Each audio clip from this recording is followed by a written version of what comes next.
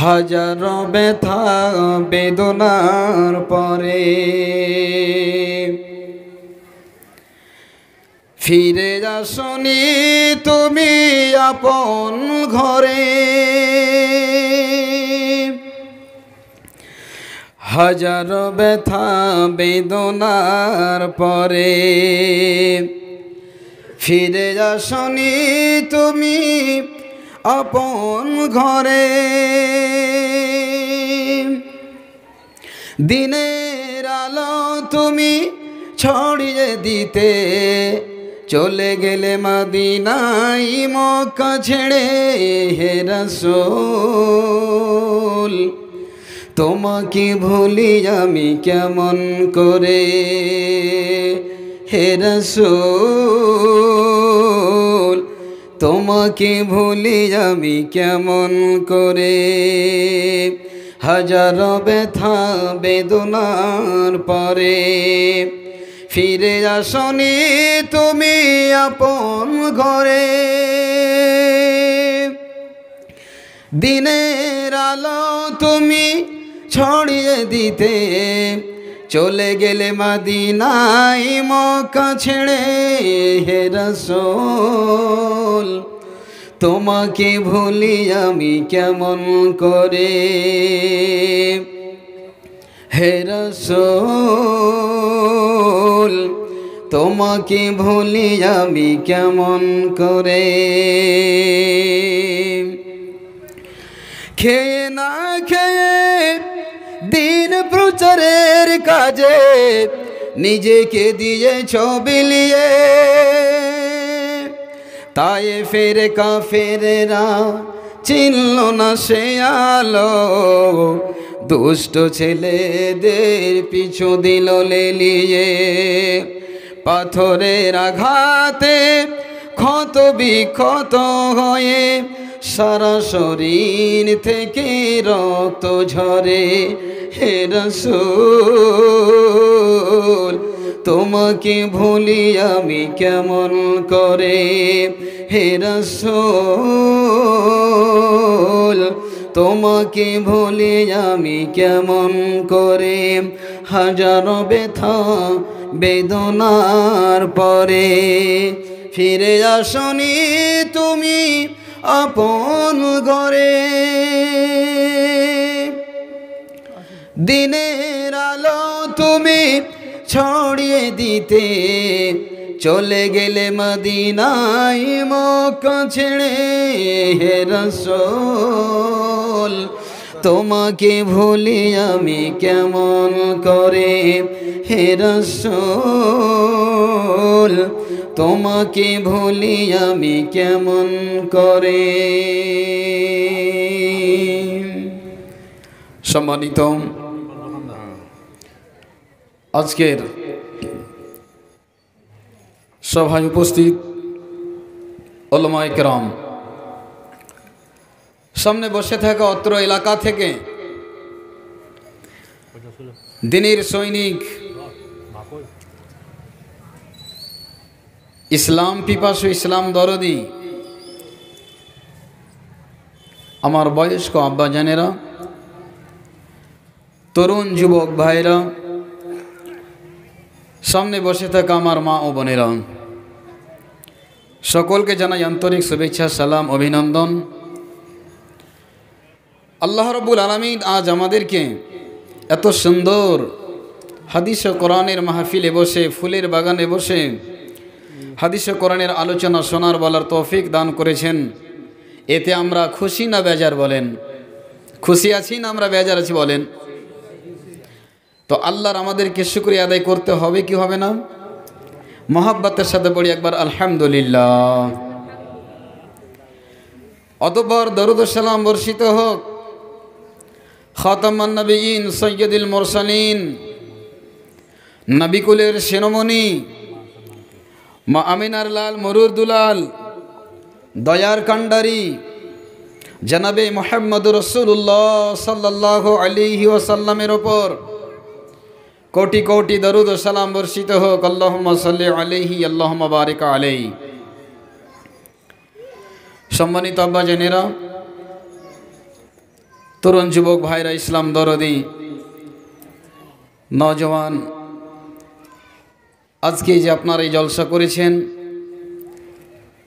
আপনাদের উদ্দেশ্য মসজিদকে নির্মাণ করতে হবে।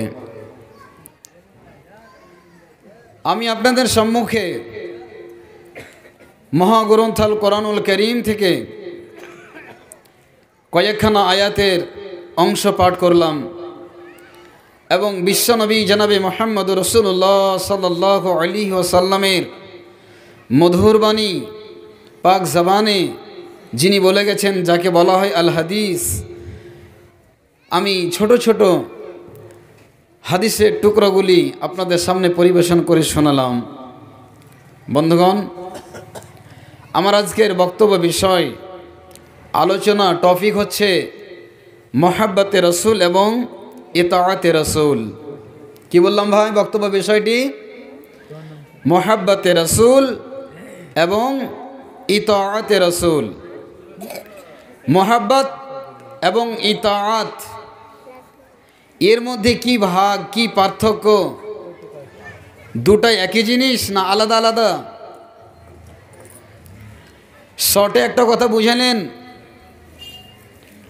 যদি কারো সাথে ভালোবাসা না থাকে, আমি যদি কাউকে ভালো না বাসি অন্তর থেকে, তাহলে তার ইতাআত করা যায় না। করা যায়? একটু হ্যাঁ বা না বলবেন, তাহলে আমাকেও ভালো লাগবে, আপনাদেরকেও ভালো লাগবে। উদাহরণস্বরূপ, একটা ছেলে যদি কোনো মেয়ের সাথে ভালোবাসা করে, যদি তাকে অন্তরে জায়গা না দেয়, প্র্যাকটিক্যাল যদি তাকে ভালো না বাসে, তাহলে সেই মেয়েটির কথা ছেলেটাকে ভালো লাগবে না, ছেলেটির কথা মেয়েটাকে ভালো লাগবে না। কারণ তার মনকে সে জিততে পারেনি, তার সাথে মোহাব্বত, একটা ভালোবাসা হয়নি, যার কারণে তাদের দুইজনের মনের দিক দিয়ে তালমিল খাচ্ছে না, তালমিল খায় না। যেমন একজন স্বামী স্ত্রী, তার যদি মনে না জাঁচে, তাকে যদি ভালো না লাগে, স্বামী যতই ভালো কথা বলুক না কেন, স্ত্রীকে ভালো লাগে না, ঠিক কিনা বলেন? আর তার মনের দিক দিয়ে যদি মিল খেয়ে যায়, তাহলে যেটাই বলবে আদেশকে পালন করার জন্য সব সময় তৈরি থাকবে। আমার স্বামী আমাকে কি কখন বলছে, একবারে সেই হুকুমকে, আদেশকে মানার জন্য তৈরি থাকবে। একটা মেয়ের সাথে যদি একটা ছেলে সে ভালোবাসা করতে যায়, তার মনটাকে জিততে হয়।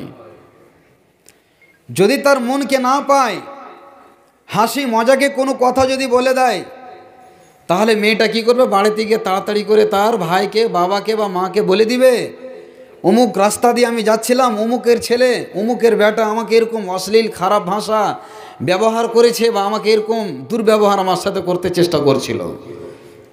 আর যদি ওর সাথে ওর মনটা মজে যায়, তাহলে বাবা, মা, ভাই, আত্মীয় স্বজন কাউকে বলবে না। কেন? তাদের দুইজনের সাথে একটা মহাব্বত সম্পর্ক গড়ে গেছে, এই জন্য জিনিসটাকে লুকিয়ে রাখছে। ভাইরা আমার, মহান আল্লাহ রাব্বুল আলামিন এরকম মহাব্বতের কথা, ভালোবাসার কথা আল্লাহ তাবারক ওয়া তাআলা আমার নবীকে বলছেন, নবী হে, তুমি বলে দাও, কুল ইন কুনতুম তুহিব্বুনাল্লাহ ফাত্তাবিউনি ইউহিব্বুকুমুল্লাহ ওয়া ইয়াগফির লাকুম যুনুবাকুম ওয়াল্লাহু গফুরুর রহিম। আল্লাহ রাব্বুল আলামিন বলছেন, নবী হে,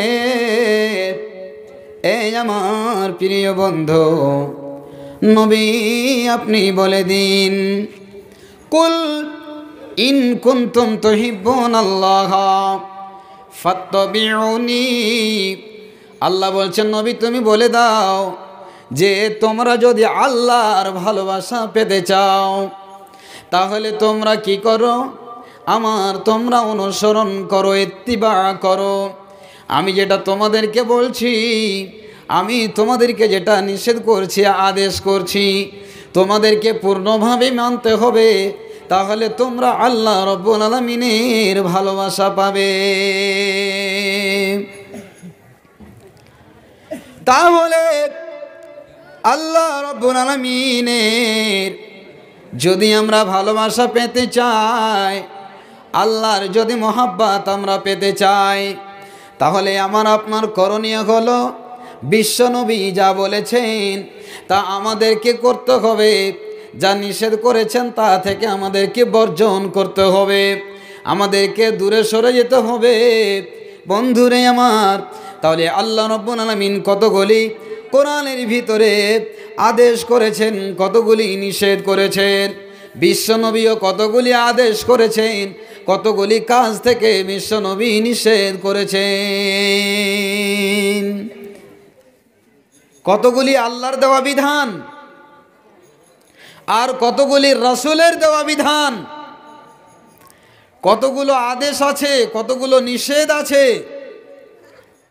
ভাইরা আমার, তাহলে আল্লাহ রাব্বুল আলামিন যে বললেন যদি তোমরা ভালোবাসা পেতে চাও তাহলে আমার রাসূল তোমাদেরকে যেটা দিয়েছে সেটা তোমরা নিয়ে নাও, আর যেটা থেকে তোমাদেরকে নিষেধ করেছেন ওই নিষেধ থেকে তোমরা বাধা পেয়ে যাও, তোমরা বর্জন করো।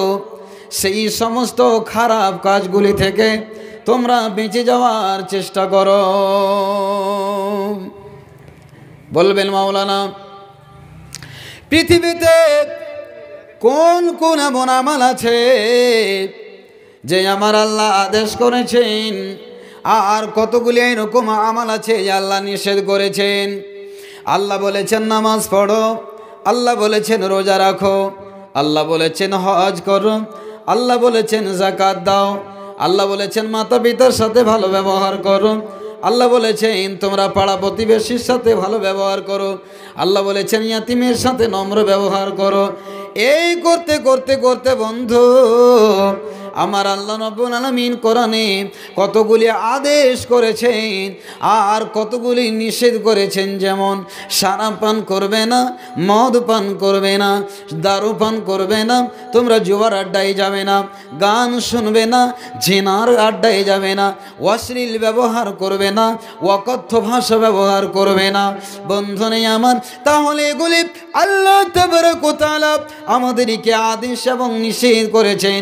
তেমনি আমার বিশ্বনবী দয়ার কান্ডারি জনাবে মুহাম্মদ রাসূলুল্লাহ মহব্বতের সাথে একবার সবাই পড়ে সাল্লাল্লাহু আলাইহি ওয়াসাল্লাম কতগুলি কাজ আমাদেরকে করতে বলেছেন যে উম্মতিরা রে, এই কাজগুলি তোরা করবি, তাহলে তোরা এই কাজের বিনিময়ে তোরা জান্নাতে যাবি। আর এই সমস্ত কাজগুলি থেকে তোরা বেঁচে থাক, তাহলে তোরা জাহান্নামের আগুন থেকে তোরা বেঁচে যাবি। ভাইরা আমার, তাহলে আল্লাহ রাব্বুল আলামিন যে আমাদেরকে যেই দুর্দিন আল্লাহ রাব্বুল আলামিন আমাদেরকে পৃথিবীতে আল্লাহ আমাদেরকে পাঠিয়েছেন। বন্ধুরে আমার, দুটা বস্তুকে নিয়ে আমাকে আপনাকে জিন্দেগি কাটাতে হবে।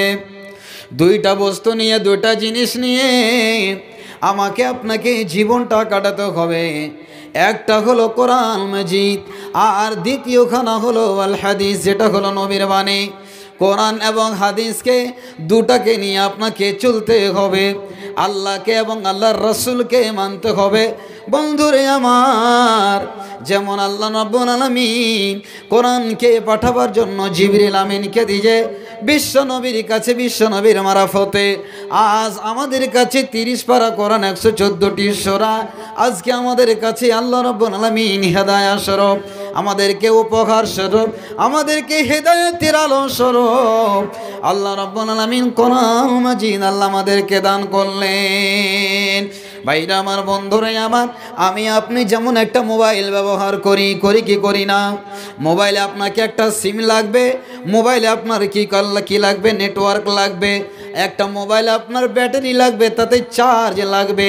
এই যদি 3-4খানা জিনিস আপনার আমার মোবাইলে না থাকে, তাহলে আপনার মোবাইলটা অকেজো হয়ে যাবে, মোবাইলটা চলবে না। বন্ধুরে আমার, সেই রকমই আপনি আমি এই জিন্দেগি কাটাবো। এজন্য আল্লাহ এবং তার রাসূলের সাথে এবং আল্লাহর কোরআন নবীর হাদিসের সাথে আমাদেরকে দুটো জিনিসকে নিয়ে আমরা দুনিয়াতে আমরা চলবো, তাহলে আমাদের আখিরাত কামিয়াব হবে।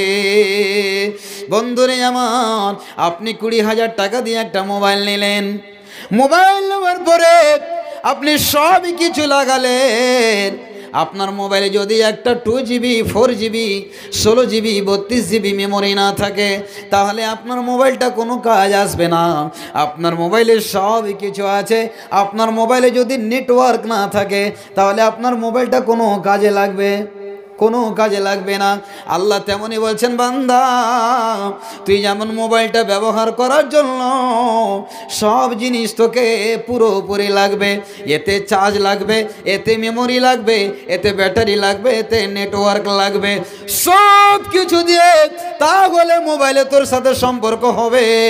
তেমনই আমার আল্লাহ রাব্বুল আলামিন বলছেন, বান্দা আমার রাসূলের সাথে সম্পর্ক ঠিক রাখ, তাহলে আমার সাথে তোর সম্পর্ক গড়বে। নবীর সাথে যদি তোর খারাপ ব্যবহার হয়ে যায়, আমি আল্লাহ তোর আমি ব্যবহারে আমি আল্লাহ সন্তুষ্ট হব না। আগে আল্লাহর সাথে মহব্বত করতে গেলে নবীর ইতাআত করতে হবে।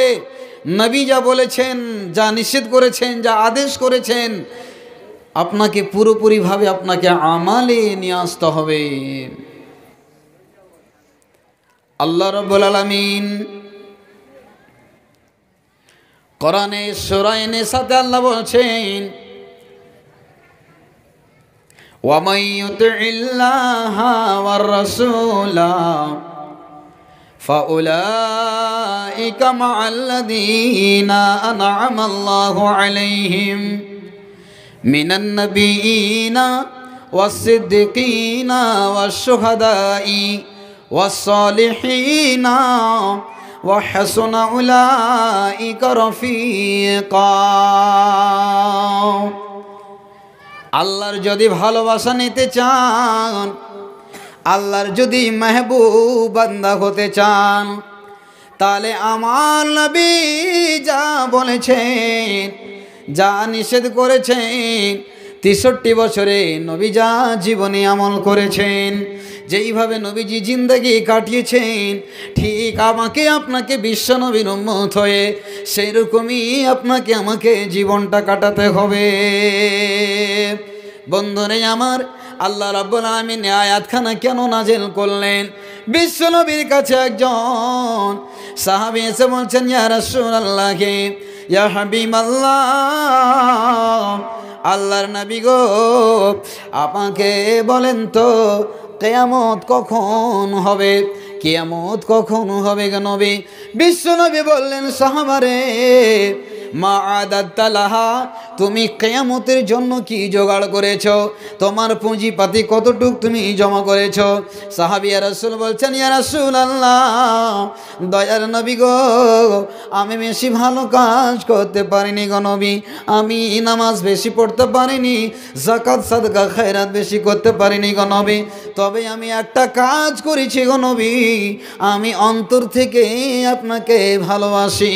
যখনই এ কথাটি বলে দেওয়া, আল্লাহ রাব্বুল আলামিনের সাহাবী আল্লাহর নবীকে বলছেন, ইয়া রাসূলুল্লাহ, ইয়া হাবিবাল্লাহ, নবী গো, কতটুক আপনাকে আমি ভালোবাসি যখনই আমি বাড়ি চলে যাই আপনার চেহারাটা আমার সামনেই যখন ভেসে যায় তখন আমি আর বাড়িতে টিকতে পারি না, আমি দৌড়াতে দৌড়াতে সে আপনার চেহারার সামনে এসে উপস্থিত হয়ে যাই গো নবী। আপনার চেহারাটা দেখে আমি তৃপ্তি হয়, আমি মনে সান্ত্বনা পাই। এই জন্য নবী গো, আপনি মরে যাওয়ার পরে হাসরের মাঠে আপনার সাথে আমার দেখা হবে কি হবে না বলেন তো?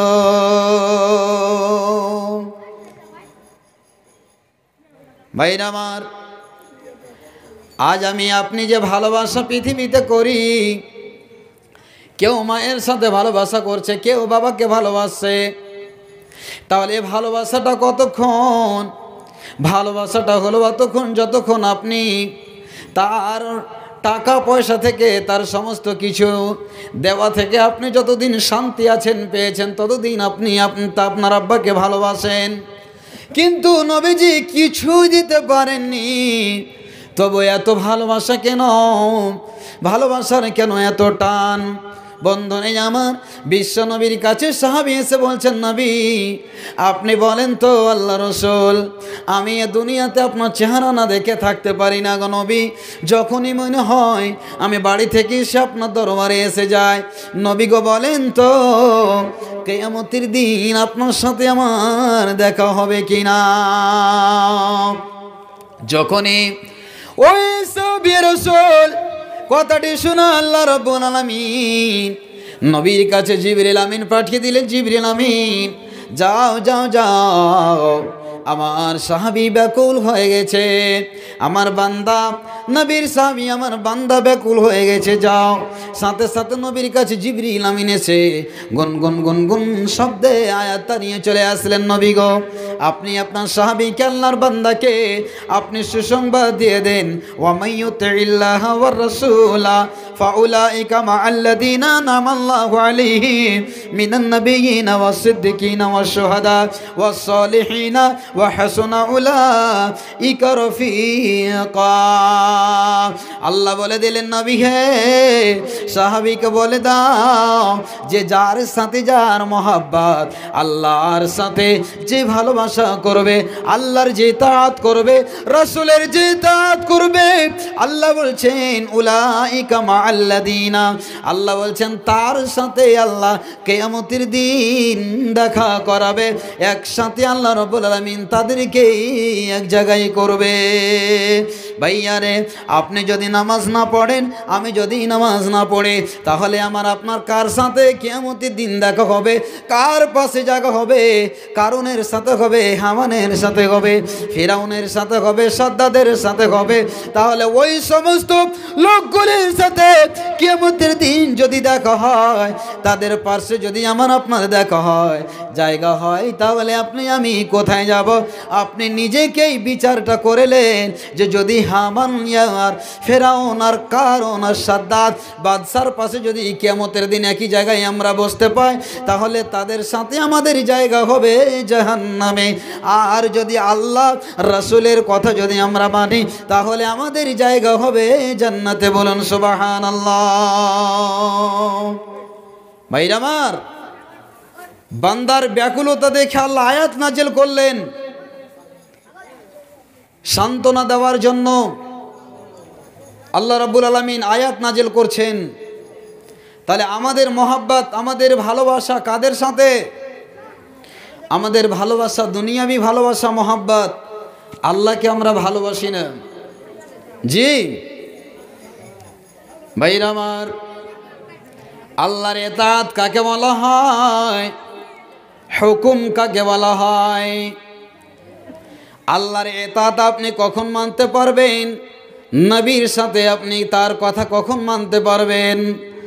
যতক্ষণ পর্যন্ত তার ভালোবাসা আপনার ভিতরে হৃদয়ে জায়গা না পাবে, ততক্ষণ পর্যন্ত আপনি ভালোবাসা যতক্ষণ আমার আপনার ভিতরে না আসবে, ততক্ষণ পর্যন্ত তার কথা আপনি মানতে পারবেন না, ভালো লাগবে না। কেমন? আপনাকে 2 মিনিটের জন্য একটা উদাহরণ দিই, একটি আপনাকে ঘটনা শোনায়। একজন বাদশাহ 4 জন তার চাকরকে, গোলামকে ডেকে বললেন, সেই রাজদরবার বাদশাহ নামদার বললেন, এই আমার চাকরেরা, এই যে হীরার একটা ঢের আছে, এই ঢেরিটাকে তোমাদেরকে ভেঙে চূর্ণ বিচূর্ণ করতে হবে, আর ভেঙে চুরে তোমাদেরকে দূরে সরিয়ে দিতে হবে, ফেলে দিতে হবে। ভাইরা আমার, বন্ধনে আমার, ওই হীরাটার দাম কত আমার মতো মূল বিষয়ে বলতে পারবে না। এত কিমতি হীরার সে ঢেরিটা, এত বড় একটা ঢেরি, যেই একটা হাতুড় দিয়ে কুদাল দিয়ে মেরে তাকে চূর্ণ বিচূর্ণ করে দিতে হবে। কোটি কোটি টাকা দামের হীরার ঢের কে ভাঙবে? এক এক করে ডাকছে, কিন্তু কারো হিম্মত হয় না যে এত টাকা দামের হীরার ঢেরিটা আমি ভাঙবো। বাদশাহ নামদার আমাকে হতে পারে যে শুলিতে দিয়ে দিবে, ফাঁসিতে দিয়ে দেবে। একজনকে ডাকলেন, তুমি এবার ভাঙো, ভাঙলো না। দ্বিতীয় জনকে ডাকলেন, সেও হিম্মত পেল না। তৃতীয় নম্বরকে ডাকলেন, সেও হিম্মত পেল না। এই করতে করতে 4 নম্বরে যেই ওজির ছিল, 4 নম্বরে যেই তার চাকর ছিল, সে এসে একবারে একটা হাতুড়ি দিয়ে ওই সোনা, ওই হীরার ঢেরিটাকে ভেঙে দিল। এবার যেন বাদশাহ নামদার বলছে, 3 জন ভাঙলো না, তুই কেন ভাঙলি? এর জবাবটা দে। এবার চাকর, এবার ওয়াজির বলতে আরম্ভ করলো, বাদশাহ নামদার, যে হীরার ঢেরটা আপনি আমাকে ভাঙতে বললেন, আমার মন চাইছিল না যে আমি একটা হাতুড়ি দিয়ে এই হীরার ঢেরটাকে আমি ভেঙে দেব, কিন্তু আমি এটা ভাবলাম যে কোটি কোটি টাকার চাইতে বাদশার হুকুমটা হলো সব চাইতে মূল্যবান। আপনার যদি আমি হুকুমটা পালন করে নিতে পারি, তাহলে আপনার কাছে আমি প্রিয় হয়ে যাব। লক্ষ লক্ষ কোটি কোটি টাকার যদি আমি ওই হীরার আমি যদি ঢেরটাকে না ভাঙি, তাহলে আপনার কাছে আপনি কিন্তু অপছন্দ হয়ে যাব, আপনার মনটাকে আমি জয় করতে পারবো না। তখন আমি চিরতরে আপনার কাছে আমি কিন্তু আর ভালোবাসা পাবো না। এবার বাদশাহ নামদার ওই ওজিরের পিঠে থাবা মেরে বললেন, ও আমার ওজির, ও আমার চাকর, আজ থেকে তুমি আমার মনটাকে জয় করে দিয়েছ। সম্মানিত ও আমার দিনের মুসলমান ভাইরা, আমার আল্লাহ রাব্বুল আলামিন যেইগুলি কাজ আদেশ করেছেন, কতগুলি কাজ নবীজি আদেশ করেছেন, কতগুলি আল্লাহ রাব্বুল আলামিন এবং তার রাসূল নিষেধ করেছেন, তাহলে আমাকে আপনাকে যদিও খারাপ লাগে, তবুও আল্লাহ এবং রাসূলের কথাটাকে মানতেই হবে, না হলে আপনি আমি বিশ্ব নবীর উম্মত হতে পারবো না।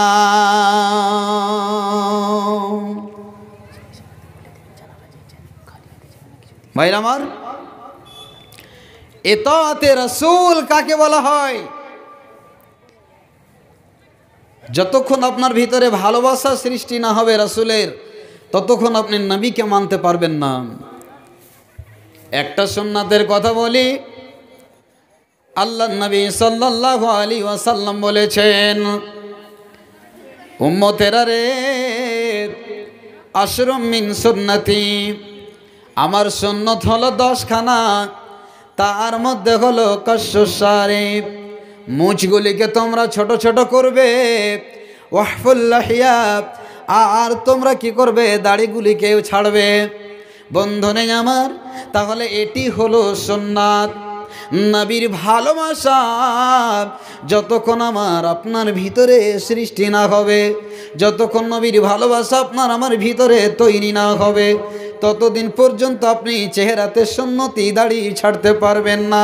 বলবেন, মাওলানা এখন কি আমার দাড়ি ছাড়ার বয়স হয়ে গেছে? এখনো বয়স হয়নি, এখনো নাতিপোতা হবে, আর যখন বউ বেটি হবে তখন আমাকে বলতে হবে না দাড়ি ছেড়ে দেব। তাহলে বন্ধুরে আমার, না তখন আপনি ভেবে নেবেন যে বিশ্বনবীর মহাব্বত, বিশ্বনবীর ভালোবাসা এখনো আমার ভিতরে তৈরি হয়নি। প্রতিদিন আপনি এই সুন্নতি চেহারাতে রোটার চালিয়ে চালিয়ে এমনভাবে চিকন করে রাখছেন বন্ধু, মুসলমানের চেহারা দেখেন, 100-র মধ্যে 95টা লোকের চেহারাতে সুন্নতি দাড়ি নাই। আছে ভাই বলেন?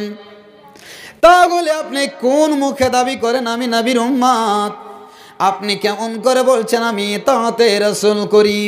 রাসূল যে আমাকে বলেছেন আমি আমল করি। আপনি একটা মিথ্যুক, আপনি একটা মুনাফিক, আপনি একটা ঝুটা কথা বলছেন যে আমি আল্লাহ রাসূলের ইতাআত করি।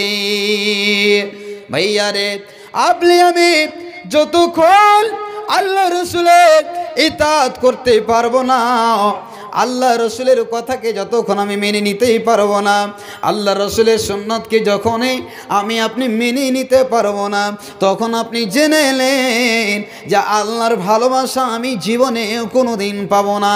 আর আল্লাহর ভালোবাসা যখনই আমি পাবো না, তখনই আপনি ভেবে নেবেন আমার জীবনটা জাহান্নামের লকড়ি হয়ে যাবে। ভাইরা আমার, বন্ধুরাই আমার, এজন্য আমার আল্লাহ বলছেন যে ব্যক্তি আল্লাহ রসুলের ইতাআত করলো সে আল্লাহর ইতাআত করলো। তাহলে আল্লাহর রসুলের ইতাআত কেমন? বিশ্ব নবী বলছেন তোমরা নখগুলিকে কেটে কেটে ফেলে দেবে, তোমরা বগলের চুলগুলোকে তোমরা ছিঁড়ে ছিঁড়ে ফেলে দেবে, তোমরা উজু করবে তখন গাড়গাড়া করবে, তোমরা দাড়িগুলোকে বাড়াবে, মুছগুলিকে তোমরা ছোট ছোট করে দেবে, যৌনাঙ্গের চুলগুলিকে তোমরা 40 দিনের আগে পরিষ্কার করে নেবে। পুরুষেরা রে, এইগুলি হলো সুন্নাত। তাহলে আপনি যদি এইগুলি না করেন, তাহলে আপনি রাসূলের উম্মত কেমন করে হবে?